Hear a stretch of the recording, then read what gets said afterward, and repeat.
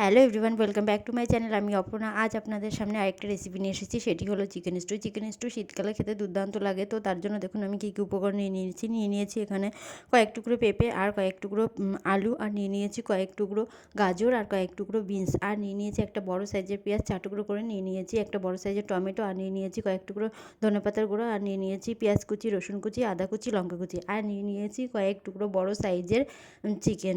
তো চর্বিযুক্ত চিকেন নিয়েছি। এবার আমি কড়াই গরম করে তাতে 1 চামচ বাটার আর হাফ চামচ রিফাইন অয়েল দিয়ে এটাকে একটুখানি গরম করে তার মধ্যে গোটা গরম মশলাকে দিয়ে দিতে হবে, দিয়ে একটু হালকা ভেজে নিতে হবে। হালকা ভাজা হয়ে গেলে এর মধ্যে দিয়ে দেবো আদা কুচি, রসুন কুচি আর পেঁয়াজ কুচি আর লঙ্কা কুচি দিয়ে হালকা করে একটুখানি ভাজা ভাজা করে নিতে হবে, যাতে কাঁচা গন্ধটা বেরিয়ে যায়।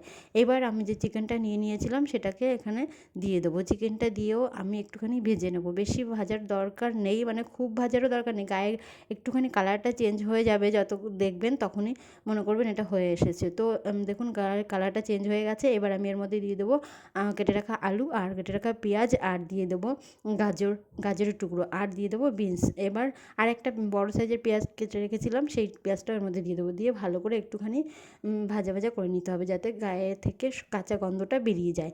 এবার এটাকে ভালো করে ভাজা ভাজা করা হয়ে গেলে এবার এর মধ্যে আমি পরিমাণ অনুযায়ী লবণ দিয়ে দেবো। লবণ দিয়ে ভালো করে একটুখানি কষিয়ে নিতে হবে। ভালো করে কষানো হয়ে গেলে এবার এর মধ্যে আমি দিয়ে দেবো যে একটা বড় সাইজের টমেটো কেটে রেখেছিলাম, সেই টমেটোর টুকরো, আর দিয়ে দেবো অল্প পরিমাণ একটুখানি হলুদ গুঁড়ো।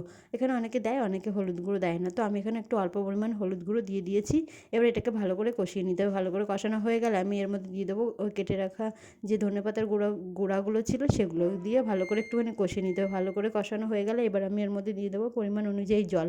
যে যেরকম ঝোল খাবেন সেই অনুযায়ী জল দেবেন। তো আমি এখানে দিয়ে দিয়েছি পরিমাণ অনুযায়ী জল, দিয়ে এবার ঢেকে দিতে হবে। এবার ঢেকে দিয়ে ভালো করে ফুটতে দিতে হবে প্রায় 15-20 মিনিট।